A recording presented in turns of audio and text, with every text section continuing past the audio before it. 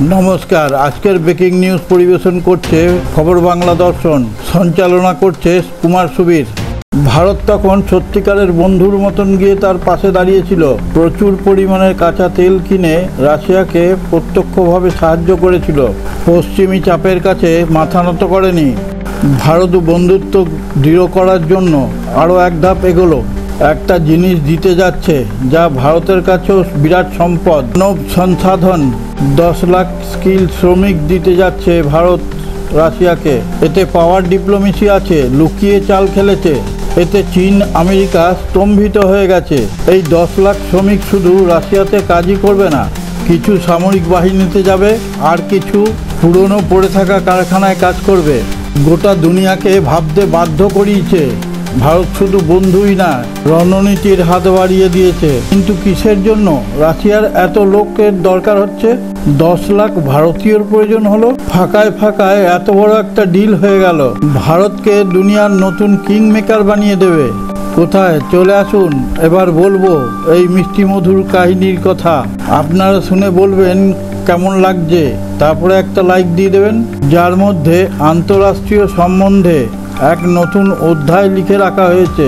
রাশিয়ার এক বড় উদ্যোগপতি, যুবরাজ চেম্বার অফ কমার্স ইন্ডাস্ট্রিজ প্রমুখ আন্দ্রে দেশাই বলেছেন, উনি যে বার্তা দিয়েছেন তা ভূকম্পের থেকেও কিছু কম নয়। এবছরের শেষ পর্যন্ত রাশিয়া ভারতের কাছ থেকে 1 মিলিয়ন অর্থাৎ 10 লাখ মানুষকে এখানে নিয়ে আসবে। এটা কোনো অল্প সংখ্যা নয়, এটা দিয়ে একটা গোটা শহর গড়ে উঠবে। এই প্রক্রিয়াকে সহজভাবে বানানোর জন্য রুশ তার চেহারা ফুটিয়ে চলেছে। ভারত এখানে মহাবাণিজ্যের দূতাবাস, কনসুলেটর খুলতে চাইছে। দুনিয়ার দ্বিতীয় বড় সৈন্য শক্তি রাশিয়ার হঠাৎ করে এত বড় সংখ্যক কারিগর, ইঞ্জিনিয়ার, স্কিল লেবার কিসের প্রয়োজন? রাশিয়া কি করবে এত বড় সংখ্যক শ্রমিক দিয়ে? রাশিয়া ইউক্রেনের যুদ্ধের জন্য সমস্ত যুবকেরা সেখানে লেগে গেছে।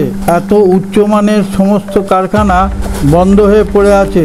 এখানে অনেক উচ্চমানের আধুনিক অস্ত্রশস্ত্র তৈরি হয়। এখানে পৃথিবীর সব থেকে উন্নত মানের হাতিয়ার তৈরি করা হতো। আজ সেটা খালি পড়ে আছে। রাশিয়ার শ্রম মন্ত্রণালয়ের অনুমান 2030 সাল পর্যন্ত 31 লক্ষ কর্মীর অভাব দেখা দেবে। এখন রাশিয়ার এমন সংকট অবস্থা, অর্থনীতিতে এর প্রভাব ঘটবে এবং শ্রমিক সংকট দেখা দেবে। এই উরাল পর্বতের উপরেই এই ভারী কারখানা রয়েছে। এই উরাল ভারী কারখানায় শ্রমিক সংকটের জন্য বন্ধ হয়ে আছে। ভারতের স্কিল শ্রমিকরা এখানে কাজ করবে। এখানে পৃথিবীর সব থেকে উন্নত মানের ট্যাঙ্ক তৈরি হয়। এখানে উৎপাদন বাড়ানোর চিন্তা ভাবনা করা হচ্ছে, কিন্তু কাজ করার মতন শ্রমিক নেই। শ্রীলঙ্কা এবং উত্তর কোরিয়া থেকে মজদুর আনার চেষ্টা করা হচ্ছে। ভারতের মতন বুদ্ধিমান ও টেকনিক্যাল লোক পাওয়া খুব মুশকিল। সেই কারণেই মোদি সেই সুযোগ হাতছাড়া করেনি। রাশিয়ার দুঃসময়ে ভারত তেল কিনে রাশিয়ার উপকার করেছিল ঠিকই, কিন্তু সেখানেই থেমে থাকেনি। রাশিয়াকে টাকা দিয়েও সাহায্য করেছিল। সেই জন্য মোদি এবং পুতিনের বন্ধুত্ব নিবিড় জায়গায় গিয়ে দাঁড়িয়েছে। আজকের মূল সংবাদে যাওয়ার আগে আপনার কাছে একটি বিশেষ অনুরোধ। আপনি যদি আমাদের খবর বাংলা দর্শন চ্যানেলটিকে সাবস্ক্রাইব করে না থাকেন, সাবস্ক্রাইব করে পাশে থাকা নোটিফিকেশন বেলটি ছুঁয়ে একটা লাইক দিয়ে শেয়ার করে দিন। তাহলে আমরা বিশ্বের বিভিন্ন প্রান্ত থেকে খবর সংগ্রহ করে আপনাদের সামনে তুলে ধরার অনুপ্রেরণা পাব। আর আমাদের খবর বাংলা দর্শন চ্যানেলের কমেন্টে গিয়ে আপনার সুচিন্তিত মতামত ব্যক্ত করলে আমরা উজ্জীবিত হব। আমেরিকা চাইছিল অর্থনৈতিকভাবে রাশিয়াকে পঙ্গু করে দিতে পারলে সে আর ইউক্রেনের সঙ্গে যুদ্ধ চালিয়ে যেতে পারবে না। তাই রাশিয়ার কাছ থেকে তেল কিনতে বারণ করেছিল। ভারত তো অন্য কারোর কথায় চলতে অভ্যস্ত নয়। দেশের সুবিধার্থে যেটা ভালো হবে সেটাই তারা করবে। অন্যান্য দেশের তুলনায় রাশিয়া কাঁচা তেল অনেক সস্তায় দিচ্ছে। দেশের স্বার্থে রাশিয়ার কাছ থেকে তেল কিনছে। আমেরিকা পড়েছে ফ্যাসাদে। ভারত কথা শুনছে না, আবার তারিফও চাপাতে পারছে না। আমেরিকা কি করবে সেটা নিজেই বুঝে উঠতে পারছে না। রাশিয়ার সঙ্গে ভারতের গাঁট ছড়ার কারণে নিজেদের অর্থনীতিকে ঠিক জায়গাতেই রাখতে পারছে। এবারে তাকাই চীনের দিকে। চীনের কাছে এটা অনেক বড় ধাক্কা। তারা আশা করেছিল রাশিয়ার সঙ্গে ইউক্রেনের যুদ্ধের পর বিশেষ করে ওদের শ্রমিক প্রবলেম দেখা দেবে, শিল্পের উৎপাদনের ক্ষেত্রে সংকটে পড়বে, তখন চীনের উপরে পুরোপুরি নির্ভরশীল হয়ে পড়বে। তখন চীন রাশিয়াকে ছোট শিষ্য বানিয়ে যেমন করে খুশি তেমন করেই খেলাবে। রাশিয়ার সঙ্গে চীনের বন্ধুত্ব থাকলেও রাশিয়া খুব ভালো করেই চেনে চীনকে, সেই কারণে চীনকে একটুও বিশ্বাস করে না। কিন্তু ভারত মাঝখান দিয়ে ফাঁক গলে ঢুকে পড়বে এটা ভাবতেও পারেনি চীন। ভারত মাঝখানে আসায় চীনের মাথায় হাত, যা ভেবেছিল সব মাটি হয়ে গেল। এর পেছনে কি কোনো গুপ্ত গভীর চাণক্য নীতি রয়েছে? জবাব হচ্ছে ভারতের কতটা লাভ লুকিয়ে রয়েছে তা আন্দাজ করে বলা খুবই মুশকিল।